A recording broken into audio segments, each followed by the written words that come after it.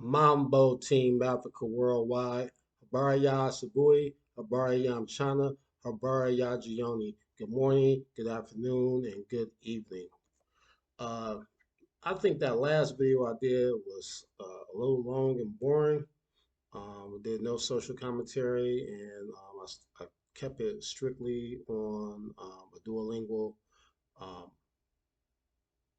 Swahili lesson on emotions was the topic, kind of sort of. At least that's what they labeled it. Even though it's beneficial, I didn't get a lot of views on that. But I want to talk about a little something. I usually, if I do social commentary, I'll save the sentence of the day for last. But I'm going to start off um, this particular video with the sentence of today. And the sentence of today is Zuri Kidogo ni Zaidi Mbaya Mingi. Once again, that is Zuri Kidogo Zaidi ni, back that up. Um, Zuri Kidogo ni Zaidi Mbaya Mingi.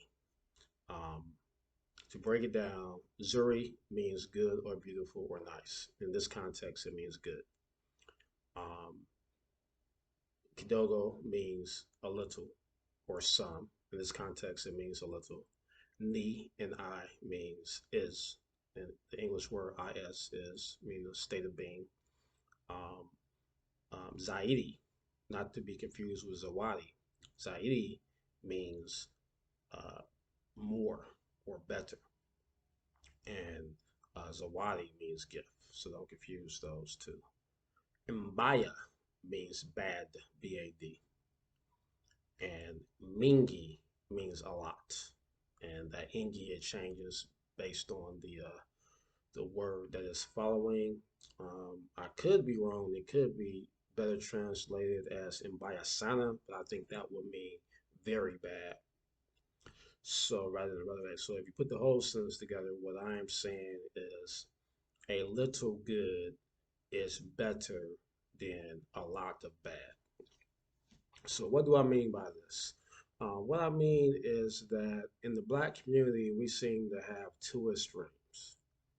We have the general black person that's probably, 75 to 85% of the population who really don't care about anything but they self and very selfish, and they might care a little bit about their immediate family or their immediate person they have a sexual relations with, but for the most part, the majority of us are have become morally corrupt, and we're not really trying to contribute towards the benefit of the collective at all.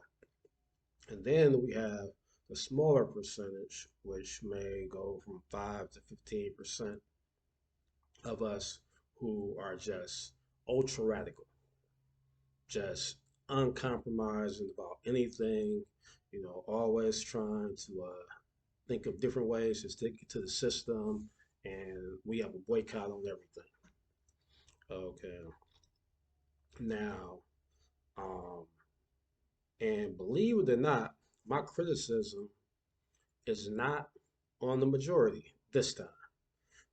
My criticism is actually on the minority of people who want to contribute to the collective, want to do good, and want to see change. Um, I think what we have to learn is that radicalism has its place, and that it can't be sustained for long periods of time. If you think about the majority of our leaders who consider radicals, such as Brother Malcolm, who was my first inspiration as far as Pan Africanism is concerned, or Black nationalism, however you want to put it. Of course, I was inspired by my parents, but and my, other family members. But as far as concerning Pan Africanism, um, it was Brother Malcolm. I was drawn towards his memory, and I don't know why it is. I always forget to turn my phone off when I start a video, and that's the only time my phone rings. Almost every time. I think somebody must be playing games with me. But anyway, but Brother Malcolm, he was assassinated. He died early. And most of our radical people, they live in a way and such where they become targets and they die early. But I have a theory. I have a theory that if our radicals were to survive assassination attempts and to live long lives, I don't think they will be as radical throughout their lives because, you know, Muhammad Ali said it best. He says something to the fact, I'm paraphrasing, a man who thinks the same way at 50 as he thought at 30 has wasted 20 years of his life. So I think if our radical leaders would have lived into maturity, you know, not saying that they weren't mature for their age, but saying maturity in the lifespan, life cycle, typical 70 to 80 years old, in which most people live today. I think that their approach to life and their advice might be a little bit different. And so some people might see that as growing soft, but I wouldn't say that. I would think that would be being wise. And so what I mean is that we have a lot of us. We are so radical.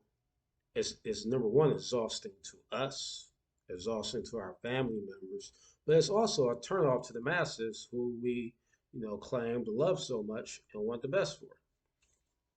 So, you know, what I think, and this goes back to my opening, a little good is better than a lot of bad.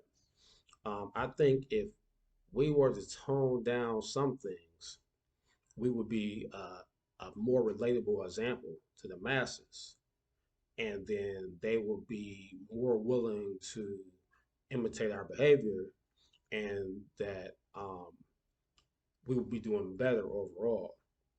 I mean, just starting with the basics, the bare minimum, the basics. We need to go all the way back to the basics. Go back to the basics of saying hello to one another when you don't want anything. Saying hello to a brother or sister that you do not find physically attractive. Just hello and keep it moving. You don't want anything. That's the bottom basics. Just recognizing the divinity in one another. Um, and then when you take it beyond that, and you see someone who needs help, they shouldn't have to ask. If somebody's carrying a lot of packages, they need the door open or something like that, we should be looking out. If you're working on a job and there's a way for you to help another brother or sister without putting your paycheck in danger, do that. A lot of times, we are afraid to say anything. We are terrified of the job, and it's like you're not gonna do anything just stupid because you gotta feed your family. But sometimes we're just too cautious, and that's one reason why we are subjected to the discrimination that we're subjected to because everybody knows that we're not going to stick up for one another. But I mean, it could be small things, just basically a peer evaluation. If you can't say something good about a person, try to keep that neutral. You're not gonna get fired for that. Having after work social sessions with just the brothers and sisters. It's a lot of black people in corporate who are afraid to do that. I know that doesn't happen as much now because a lot of people are working remotely, but pre-pandemic, you had black people who were afraid to go to lunch together because they didn't want, the management to see more than two or three black people going to lunch together. And the Indians and the Pakistanis and the Chinese and everybody else was going to lunch together, but we'll be terrified for two or three or more of us to go lunch together without inviting, somebody else along, just to make it look like it wasn't a black thing. I mean that's something just small things. A lot of us got this xenophobia going on, and so when we run across people who are um, black from outside the United States, people from the Caribbean and people from might be, British Africans or continental Africans, we're not as welcoming as we should be. We should be welcoming. When you go to their countries, they're gonna always say welcome. So we should be saying, welcome, and if you need anything, let me know, type of thing. Um, what else? Definitely look out for the children. If you see something strange, a child looks scared, like they're with somebody they're not supposed to be with or anything, make light conversation. Just make light conversation to see if everything is kosher. Um, same thing. Men and women, we need to look out for one another. You know, um, you know, sisters, if you see a man obviously shopping for a gift for a loved one, and he looking confused, you should offer your assistance to help him pick that item out. And then, nobody got to exchange numbers or nothing. Just thank you, and everybody go their separate ways. Um, just common courtesies. We got to get away from, this liberal agenda that they got going. Um, Men and women got to start back loving on one another. We got to stop rushing into all this casual sex. You got a lot of young people, they've had sex with 100 people by the time they reach the age of 30 or more. It's just ridiculous. It's like that, some people might say, well, who am I to judge somebody else's sexual lifestyle?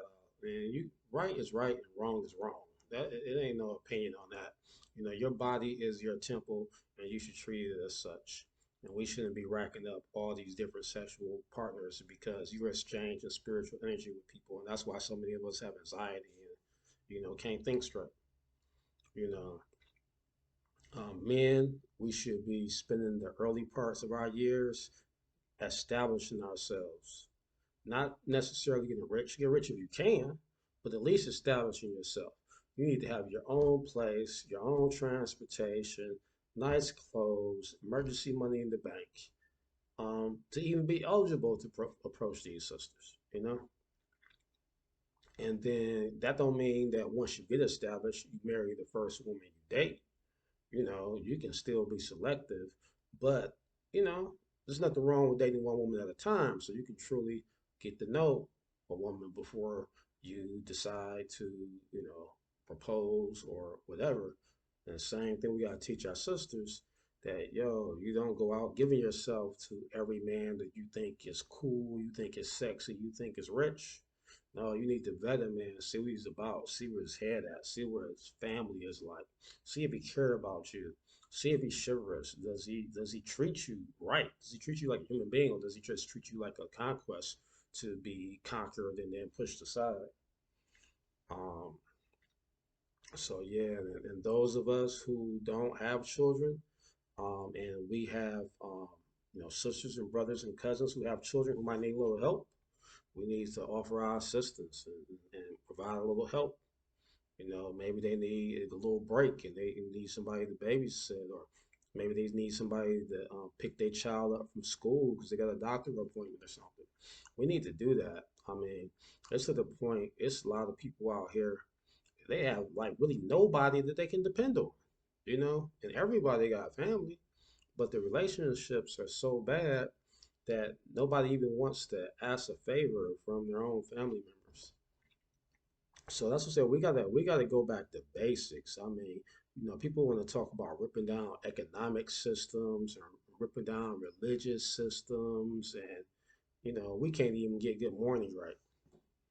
So that's why I say, you know, um, Zuri Kidogo needs Zaidi Mbaya Mingi. A little good is is better than a lot of bad. You know, if all of us start doing more of a little good, then we can set the foundations to do all these big, grandiose um, things that we want to do as far as change. But right now, community is in a system of the in the pathway of decay, and we don't turn around soon. We're gonna go back into slavery. We are. People think it can't happen again. It's gonna happen. It's gonna happen if we don't get our stuff together. And it starts with morals. We gotta get our morals together. And that will make more people want to unite. And I believe disunity is our biggest sin. I think that's what we're being punished for. So I believe that once we get our morality back intact, we'll get our unity back intact, and then we can make some changes in our position, our global position in the world.